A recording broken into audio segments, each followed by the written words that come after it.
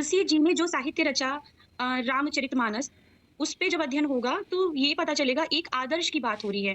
राम जैसा पुत्र, राम जैसा भ्राता, राम जैसा पति और राम जैसा दाता। मतलब ये कि इस तरह से एक होना चाहिए। आप कल्पना करिए क्या सच में ऐसी व्यवस्था किसी भी समाज में हुई होगी? लेकिन राम राज्य केवल आदर्श की बात नहीं करता। राम राज्य की स्थापना राम जी के राज्याभिषेक के बाद हुई थी। कि राम को ऐतिहासिक पुरुष मानना है कि नहीं मानना है, राम को महाकाव्य का चरित्र मानना है कि नहीं मानना है, राम को आदर्श मानना है कि नहीं मानना है, आप राम जैसा बनना चाहते हैं कि नहीं बनना चाहते हैं, या दूसरों को ऐसा बनते हुए देखना चाहते हैं कि नहीं चाहते हैं, प्रश्न करना है। और यदि नहीं चाहते तो किसको चाहते हैं उसे स्वीकार कर लीजिए। में रह रहे हैं 21वीं सदी में हम समाधान खोज रहे हैं नैतिकता के आधार पर और वस्तुनिष्ठता के आधार पर, व्यक्तिनिष्ठ के आधार पर। तार्किक आधार अभी उस स्तर पे नहीं प्रस्तुत किए जा रहे हैं। जब हम राम राज्य, राम राज्य के सिद्धांत की चर्चा करें, ये क्योंकि राम नैतिक आधार पर तो समाधान नहीं करते। राम विधायिका के भी अध्यक्ष हैं, राम कार्यपालिका के भी अध्यक्ष हैं और राम न्यायपालिका के भी अध्यक्ष हैं। और यदि किसी व्यक्ति में इन तीनों के अध्यक्ष बनने की योग्यता है तो फिर उस राज्य में कल्याण आएगा ही आएगा। लेकिन योग्यता है कि नहीं है, तो वर्तमान की संसदात्मक शासन प्रणाली में भी कि जहां पर अथॉरिटेरियन रहा है, जहां पर राजा जैसे शासन रहे, वहां पे एक समय के बाद ये कहा गया, जैसे फ्रांस की व्यवस्था हुई, जैसे अमेरिका की व्यवस्था हुई, बाद में जो है हमारे इंडिया में भी आया कि लोकतंत्र ही सर्वश्रेष्ठ जो है प्रणाली है राज्य के लिए। तो कहने का मतलब समाज के हिसाब से चीजें बदलती रहती हैं। राम राज्य समझना है तो पहले समझना पड़ेगा number 1 what is state, number 2 what is nation, number 3 what is rashtra, number 4 what is rajya, and then fifth we will move into the concept of Ram Rajya. तो इन्हें समझना बहुत आवश्यक है। मैं अपने सभी श्रोताओं से ये कहना चाहूँगा कि स्टेट, नेशन, राज्य और राष्ट्र की अवधारणा को पढ़ें, जानें, समझें और फिर राम राज्य पर आए। राम मंदिर की प्राण प्रतिष्ठा हुई। राम हमारे सारे विमर्शों के केंद्र में आ चुके हैं। एक शिक्षा जगत का व्यक्ति जो राजनीति शास्त्र से, दर्शन शास्त्र से, समाज शास्त्र से, शिक्षा शास्त्र से जुड़ा हुआ है, वो विद्यार्थी या वो युवा जो बढ़ते हुए भारत की उभरती हुई तस्वीर खींचना चाहता है, वो राम को कैसे देखे। और इस संदर्भ में राम राज्य की बहुत चर्चा की जा रही है। तो आखिर ये राम राज्य क्या है और राम राज्य की अवधारणा को किस प्रकार से देखा जाना चाहिए और इसके साथ जुड़ी हुई अन्य राज्यों की अवधारणा क्या है, कृपया इसके विषय में हमको अपना मत बताइए। नमस्कार। देखिए, बात आती है राम राज्य की अवधारणा की, तो सीधा सामने समझ में आता है कि तुलसीदास जी द्वारा ये राम राज्य की अवधारणा लाई गई। और राम राज्य की अवधारणा अगर सामान्य तरीके से समझें तो यही मतलब है कि ऐसा राज्य जहाँ पर न किसी को कोई किसी प्रकार का कष्ट हो, दुख हो, संताप हो, चारों ओर शांति हो, खुशहाली हो, आनंद का वातावरण हो, व्यक्ति को रोजगार मिले और शिक्षा व्यवस्था हो, न्याय व्यवस्था हो, उचित न्याय व्यवस्था हो, अपराधी को दंड मिले और निर्दोष को सजा न मिले, उसको न्याय मिले। मेरे विचार से आई थिंक आप सहमत होंगे, ऐसी ही बातें हैं राम राज्य में। राम राज्य को अगर समझा जाए, तो मैं इसको राजनैतिक सिद्धांत में थोड़ा समझने का प्रयास कर रही हूँ। 3 प्रकार के सिद्धांत, राजनैतिक सिद्धांत को समझने के लिए अगर हम उसको 3 भागों में वर्गीकृत कर दें, तो थोड़ा आगे समझा जा सकता है। राजनीति विज्ञान के सिद्धांत को 3 श्रेणी में बाँटा गया। परंपरागत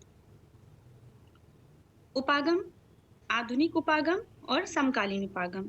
जो परंपरागत उपागम थे उसमें आपने प्लेटो का नाम सुना होगा, अरस्तु का नाम सुना होगा, रूसो, कांट, हीगल, लियोस्ट्रास, ये सब जो है परंपरागत उपागम की श्रेणी में आते हैं। आधुनिक उपागम की बात करें तो इसमें जैसे मैकियावेली आ गए, अपने इधर विवेकानंद जी आ गए, इस तरह की कई थिंकर आ जाते हैं। समकालीन उपागम जो है उत्तर आधुनिकतावाद से स्टार्ट माना जाता है, जैसे इसमें फूको, डेरिडा, फ्रेंच फैनन आदि की थियरी आ सकती है, आती है मतलब कुल मिला के।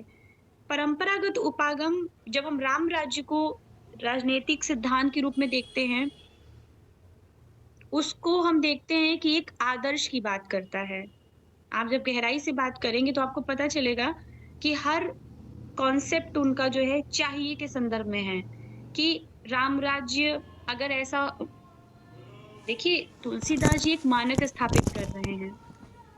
तुलसीदास जी एक मानक स्थापित कर रहे हैं कि राम राज्य जो है वो ऐसा होना चाहिए, ऐसा होता है, राम में एक राम है, जो आदर्श पुत्र है, जो आदर्श पति है, जो आदर्श भ्राता है, जो आदर्श राजा है। प्लेटो से अगर मैं तुलना करूँ, प्लेटो से अगर तुलना करके देखा जाए, तो जो प्लेटो जो परंपरागत उपागम में जो उसका सिद्धांत आता है, आदर्श राजा आता है, मिलती-जुलती चीज़ें मुझे तुलसीदास जी के राम राज्य में भी दिखाई पड़ता है। जिसमें क्या है कि परंपरागत उपागम में क्या होता है कि कुछ चाहिए के संदर्भ में बातें की जाती हैं, दार्शनिक बातें और कुछ मानक गढ़े जाते हैं और उसके बाद क्या करते हैं कि उसको स्थापित करने के लिए कुछ मूल्य वैल्यू बेस्ड कुछ हम चीज़ स्थापित करते हैं। मूल्य युक्त समाधान की हम चर्चा करते हैं। मैं फिर से थोड़ा चर्चा करती हूँ। जब हम परंपरागत उपागम की बात करते हैं, परंपरागत ट्रेडिशनल अप्रोच की बात करते हैं पॉलिटिकल थियरीज़ के संदर्भ में, तो ट्रेडिशनल अप्रोच क्या करता है कि एक दार्शनिक व्याख्या करता है, नॉर्मेटिव मेथड्स यूज़ करता है, कोई नॉर्म्स, वैल्यू बेस्ड चीज़ों को स्थापित करने की कोशिश करता है।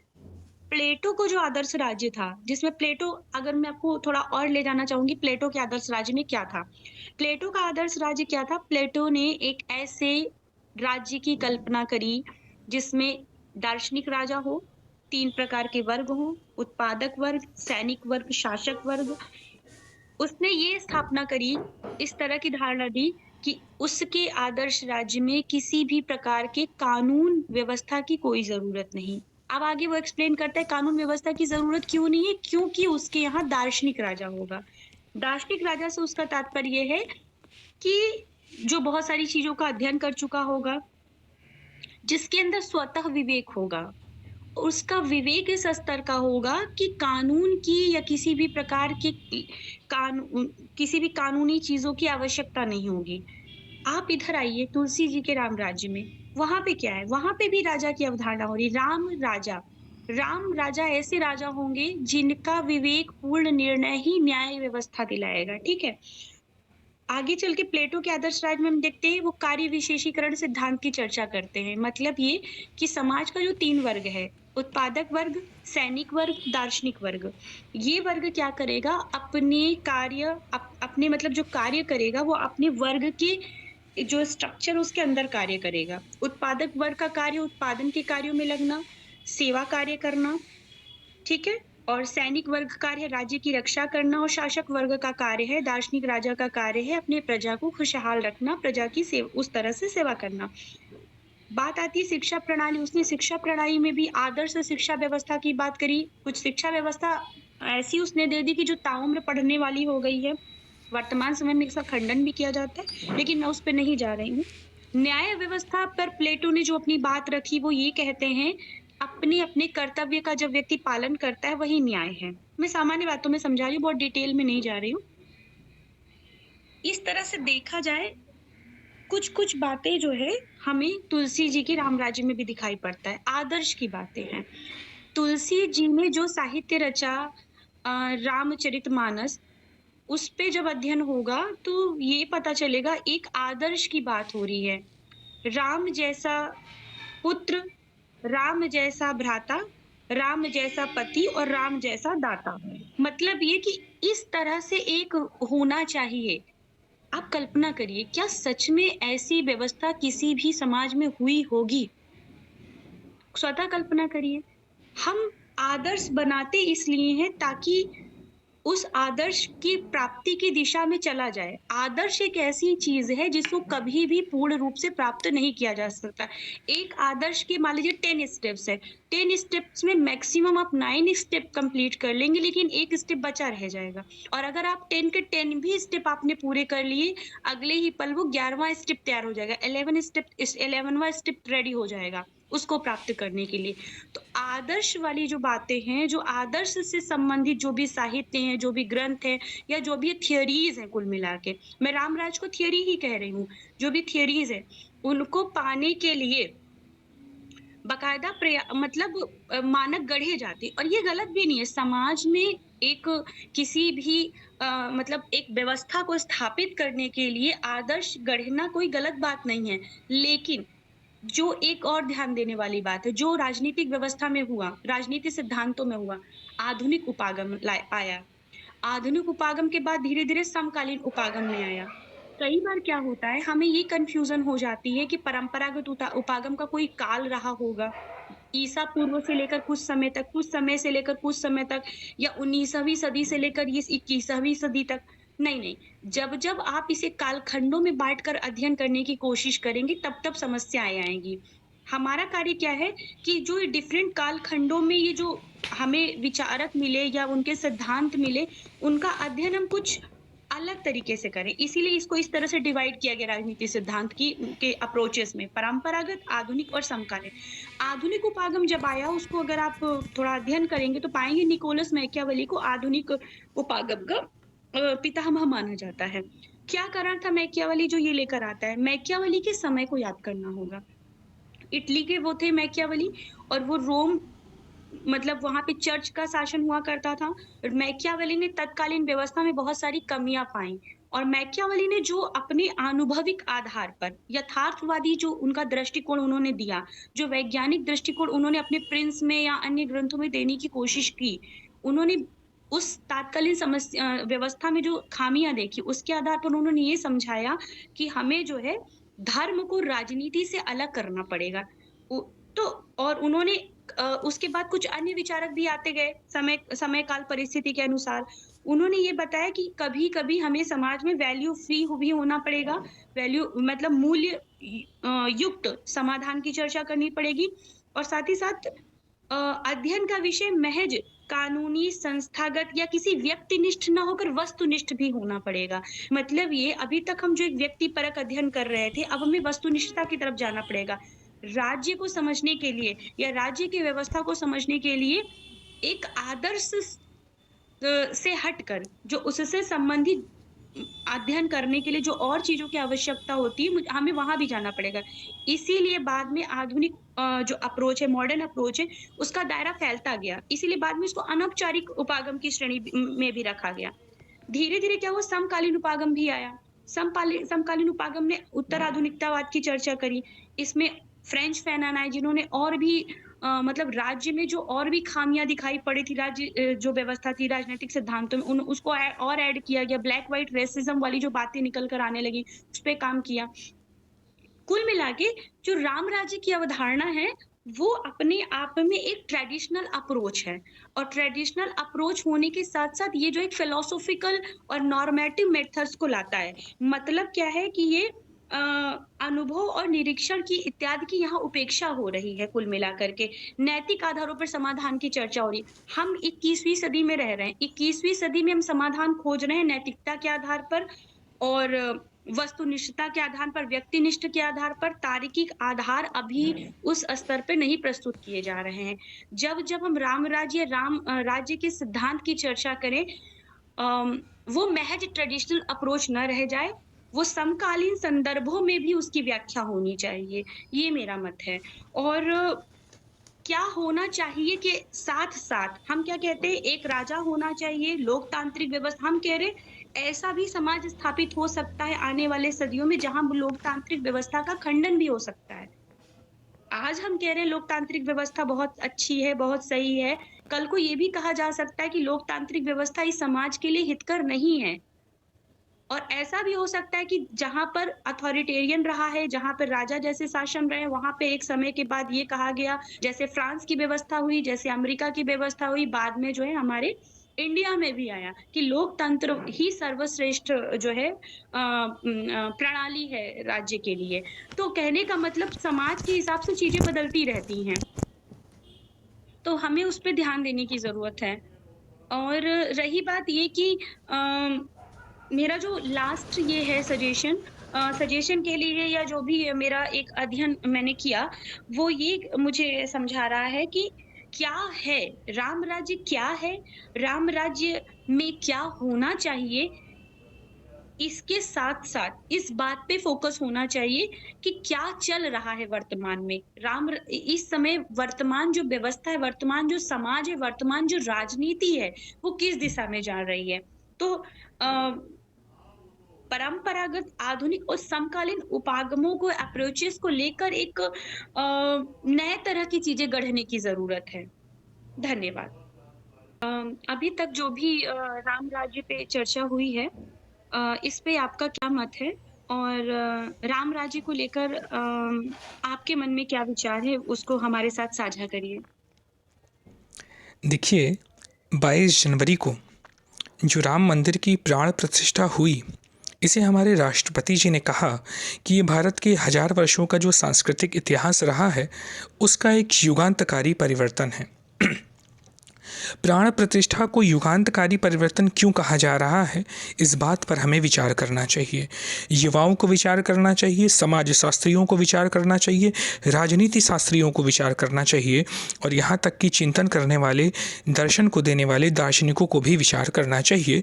ये प्रश्न मैं आप सभी के सम्मुख रखता हूँ कि क्या इसे युगांतकारी परिवर्तन कहा जा सकता है? क्या ये कहा जा सकता है कि कोई सांस्कृतिक पुनर्जागरण के युग में भारत प्रवेश कर रहा है?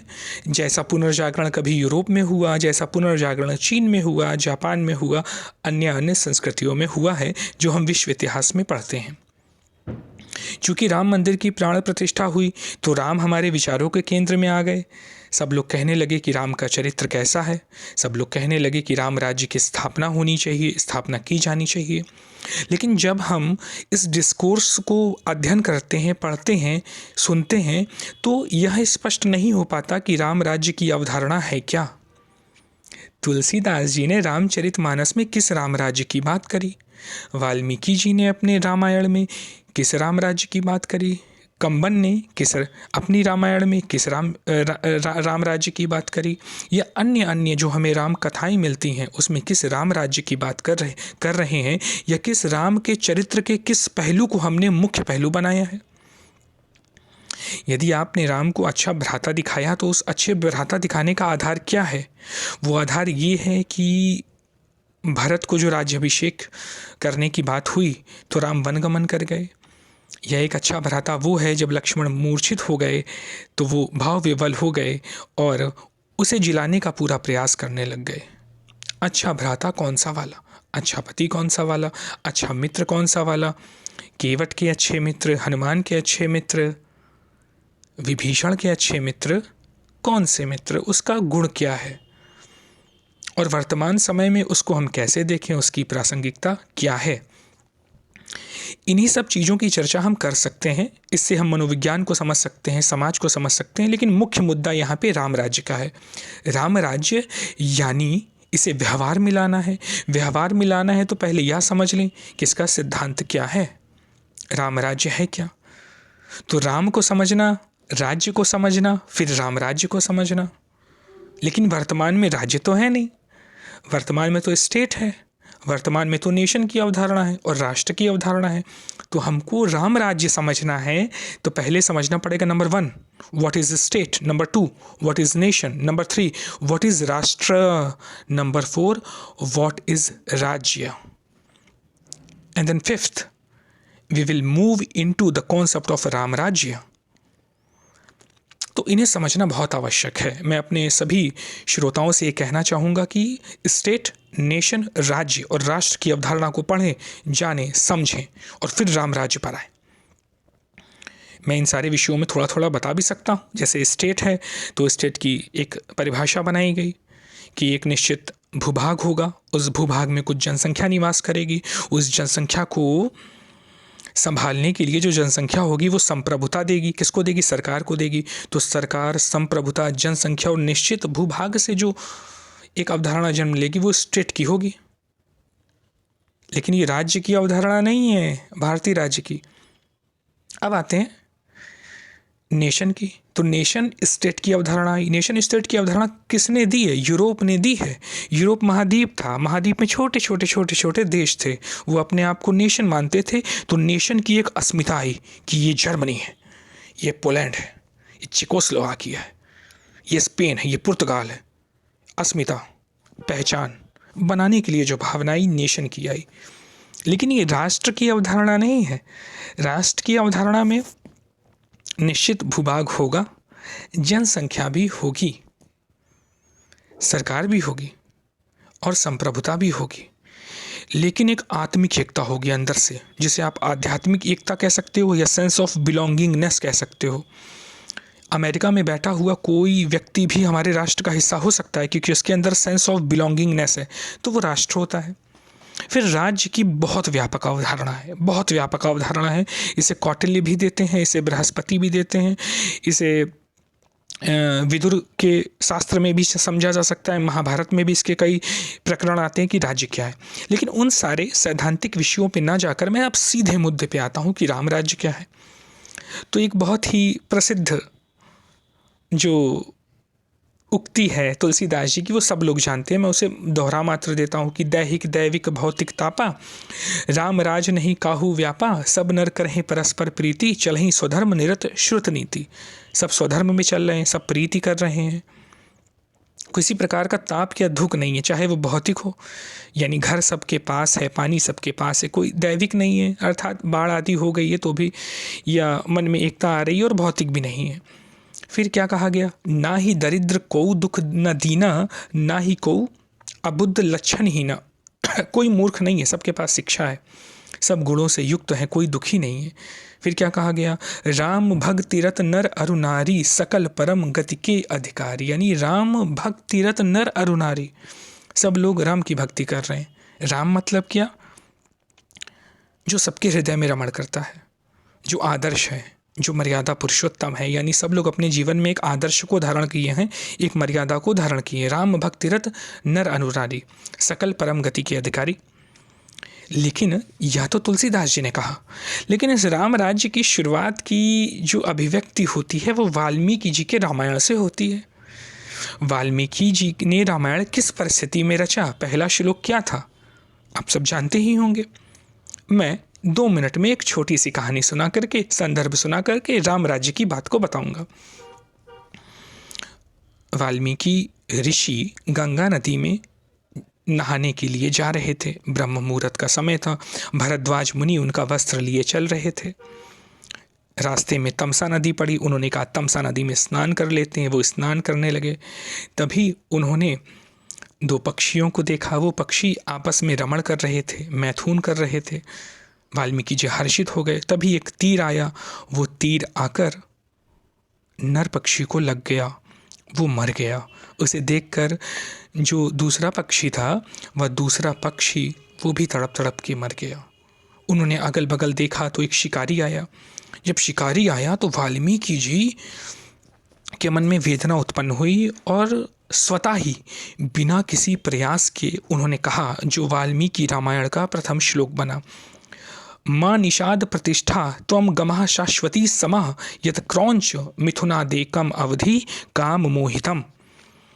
अर्थात हे निषाद, तुमने इन क्रौंच पक्षियों पे जो बाण चलाया है, जो एक दूसरे के काम में मोहित होकर रमण कर रहे थे, तुम इस पूरे विश्व में कहीं शांति नहीं पाओगे। और जो उन्होंने श्लोक रचा वो व्याकरण के नियमों के अनुरूप था। जब वो वापस गए, ध्यान किया और इस बात को खोजने लगे कि मुझसे इस श्लोक की रचना क्यों हुई, तो फिर उन्हें प्रेरणा हुई। ऐसा कहा जाता है ब्रह्मा, नारद आदि मुनियों की और देवताओं की प्रेरणा से फिर उन्होंने राम के चरित्र को, राम के व्यक्तित्व को रामायण में सम्मिलित कर दिया। तो राम राज्य की अवधारणा रामायण में आई। अर्थात क्या कि राम राज्य में जो व्यक्ति होगा ना, वो दूसरों की वेदना को भी समझेगा और उनके दुखों को दूर करने के लिए प्रयास करेगा। राजा का कर्तव्य तो है ही दुखों को दूर करना, लेकिन व्यक्ति का कर्तव्य भी होगा। तो जब वेदना को दूर करने का प्रयास होगा राम राज्य में, तो एक समय ऐसा आएगा कि वेदना बचेगी नहीं, यानी दुख किसी को होगा ही नहीं। अब मैं तीसरी बात करता हूँ। वर्तमान व्यवस्था में क्या है, कार्यपालिका, विधायिका और न्यायपालिका दोनों अलग अलग है, लेकिन राम राज्य की अवधारणा में राजा ही न्यायपालिका होता है, राजा ही विधान बनाने का सर्वोच्च अधिकारी होता है और राजा ही कार्यपालिका का सर्वोच्च अधिकारी होता है। वर्तमान में तीनों अलग अलग है। न्यायपालिका सुप्रीम कोर्ट का न्यायाधीश, कार्यपालिका प्रधानमंत्री और विधान राष्ट्रपति। तो राम राज्य में तीनों एक है, जिससे एक सामंजस्य की एकता आती है। और यदि ये राजा दार्शनिक है, विवेकमान है, तो निश्चित रूप से व्यवस्था अच्छी आएगी। अब मैं कुछ मुद्दों पर जल्दी से बात कर देता हूँ जिनके विषय में हमारे पूर्व वक्ता ने करी थी। उन्होंने प्लेटो के आदर्श राज्य की चर्चा की थी, फिलोसफर किंग की। निश्चित रूप से एक अच्छी अवधारणा है, लेकिन उन्होंने कहा कि कोई संदर्भ देते हुए, मेरे ख्याल से वह मैकियावली का था या किसी अन्य का था, उन्होंने कहा कि धर्म को राजनीति से अलग करना होगा। पहली बात तो आप ये समझना होगा कि धर्म, राजनीति, रिलीजन, पॉलिटिक्स चारों अलग अलग अवधारणाएं हैं। जब इन अवधारणाओं को नहीं समझेंगे तो समस्या आएगी। भारत में धर्म है, भारत में रिलीजन नहीं है, भारत में राजनीति भी नहीं है, भारत में पॉलिटिक्स है। Politics as a word has a different connotation, and Rajniti as a word has a different philosophical and theoretical connotation. We should know these differences to comprehend the real and actual meaning of these concepts. So it is very important for us to have the knowledge, to have the etymological characteristics of these words. हमें व्याकरण को भी समझना होगा, हमें अवधारणा को भी समझना होगा। तो मैकियावली ने रिलीजन और पॉलिटिक्स को अलग किया, क्योंकि गांधी जी ने तो कहा कि राजनीति धर्मयुक्त होनी चाहिए, और हम कहते हैं कि राजनीति का जो मूल तत्व धर्म प्राण है। यतो धर्म ततः जयः, जहाँ धर्म वहाँ जय। धर्म चक्र प्रवर्तनाएं, पिछली संसद में वो धर्म चक्र बना हुआ था संसद में, तो धर्म अलग है, ये बात हमें समझनी होगी। दूसरा, हमारे पूर्व वक्ता ने कहा कि राम राज्य केवल आदर्श है इत्यादि इत्यादि, या उनका जो भी संदर्भ रहा मैं नहीं जानता, लेकिन राम राज्य केवल आदर्श की बात नहीं करता। राम राज्य की स्थापना राम जी के राज्याभिषेक के बाद हुई थी। या अगर इस पे हमें चिंतन करना चाहिए कि राम जो है वो ऐतिहासिक पुरुष है कि नहीं है, राम एक आदर्श पुरुष है कि नहीं है, राम एक महाकाव्य के महान चरित्र है कि नहीं है। राम एक अगर पौराणिक चरित्र हैं तो फिर पुराण में, महाकाव्य में, इतिहास में, हिस्ट्री का क्या क्या संदर्भ है, ये हमें जानना चाहिए। मैं आपसे किसी भी बात को मानने के लिए नहीं कह रहा हूँ, मैं बस इतना कह रहा हूँ कि चिंतन करिए कि राम को ऐतिहासिक पुरुष मानना है कि नहीं मानना है, राम को महाकाव्य का चरित्र मानना है कि नहीं मानना है, राम को आदर्श मानना है कि नहीं मानना है। आप राम जैसा बनना चाहते हैं कि नहीं बनना चाहते हैं, या दूसरों को ऐसा बनते हुए देखना चाहते हैं कि नहीं चाहते हैं। आप राम जैसा भाई चाहते हैं, राम जैसे पति चाहते हैं, राम जैसा मित्र चाहते हैं, राम जैसा शत्रु चाहते हैं, राम जैसा राजा चाहते हैं कि नहीं चाहते हैं। ये आपको स्वयं से प्रश्न करना है, और यदि नहीं चाहते तो किसको चाहते हैं उसे स्वीकार कर लीजिए। क्योंकि हमारा जो भारत देश है वो राम, कृष्ण, बुद्ध, महावीर, 10 गुरुओं की परंपरा, 24 तीर्थंकरों की परंपरा से युक्त है। तो राम राज्य की अवधारणा को इस रूप में हम देखें कि माँ निषाद प्रतिष्ठात्वम गमः शाश्वती समा यत क्रौंच मिथुनोदेकम अवधि काम मोहितम राम भक्ति रत्नर अरुनारी सकल परम गति के अधिकारी। तो इस पर चर्चा की जानी चाहिए। दूसरा, कहा गया कि नैतिक आधार पर समाधान राम राज्य में सिर्फ होता है कि नहीं होता है, तो ये भी ढूंढना चाहिए, क्योंकि राम नैतिक आधार पर तो समाधान नहीं करते।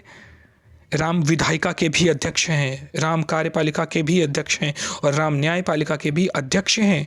और यदि किसी व्यक्ति में इन तीनों के अध्यक्ष बनने की योग्यता है तो फिर उस राज्य में कल्याण आएगा ही आएगा। लेकिन योग्यता है कि नहीं है, तो वर्तमान की संसदात्मक शासन प्रणाली में भी जो अच्छाई है उसे स्वीकार करके, जनसंख्या जो जनता है उनकी सीमाओं को स्वीकार करके इस राम राज्य की अवधारणा के सैद्धांतिक पहलुओं को हमें समझना चाहिए, इस पर शोध होना चाहिए और जनता में स्पष्टीकरण होना चाहिए। तो निश्चित रूप से हम राम राज्य की अवधारणा को समझेंगे। वर्तमान समय में यह राज्य की अवधारणा बहुत ही जटिल है, क्योंकि यहाँ पे स्टेट आ जाता है, नॉन स्टेट एक्टर्स आ जाते हैं, फॉरेन स्टेट एक्टर्स आ जाते हैं, और कई प्रकार के कॉम्प्लेक्स और जटिल संरचना बन गई है। तो राम राज्य के संदर्भ में हम इस प्रकार का चिंतन भी करें तो निश्चित रूप से कुछ स्पष्टता आएगी। तो हम चिंतन करें, मनन करें, मंथन करें, जिज्ञासा व्यक्त करें और प्रश्न करें, जैसा मैं हमेशा कहता हूँ। जी बहुत बहुत धन्यवाद। Thank you. मेरे मन में एक प्रश्न आया है कि राम राज्य जो है, इसकी अवधारणा बार बार सुनकर ऐसा लग रहा है जैसे ये किसी दार्शनिक व्याख्या की तरफ जा रहा है। ठीक, तो क्या ये जो दार्शनिक जो संकल्पना जो निकल कर आ रही है, वास्तव में ये समाधान दे सकती है वर्तमान समाज को, वर्तमान राजनीति को, वर्तमान आर्थिक समस्याओं, राजनैतिक समस्याओं को?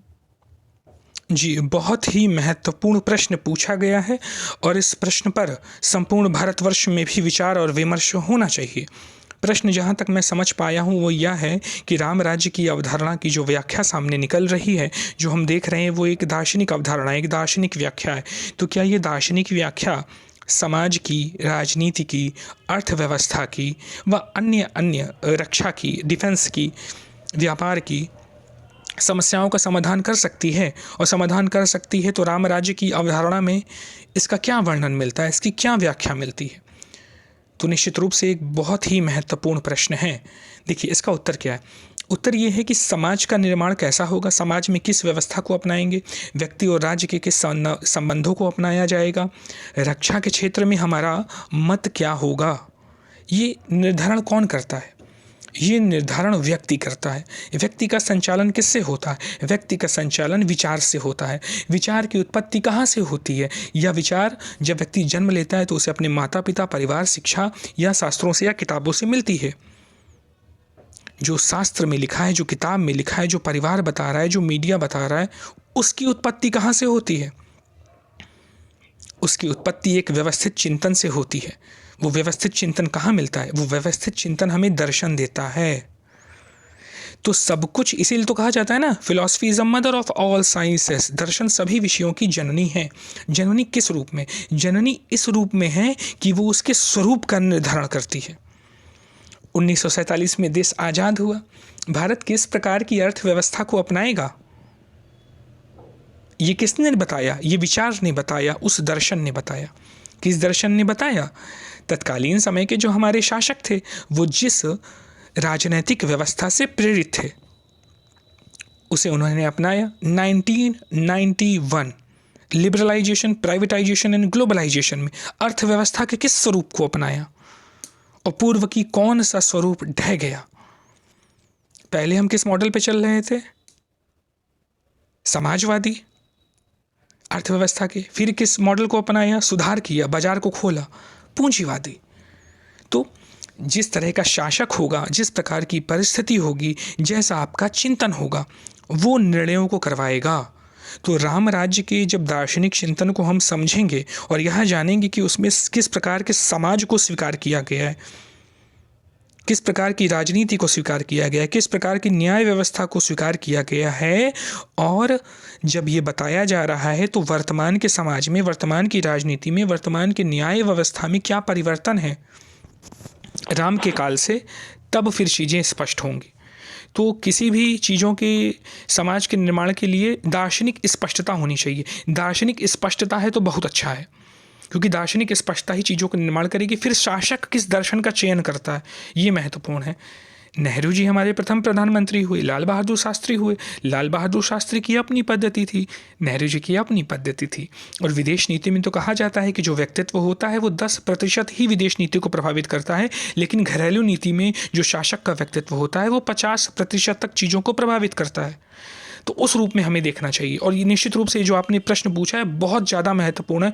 इस पर संपूर्ण भारत में विमर्श होना चाहिए। लोगों को सोचना चाहिए कि अब दार्शनिक अवधारणाएं केवल मस्तिष्क में ना रहें, बल्कि नए सिद्धांतों का निर्माण करें, नए व्यवस्थाओं का निर्माण करें, और उन व्यवस्थाओं को समाज में लागू करने की भी विधि खोजी जाए।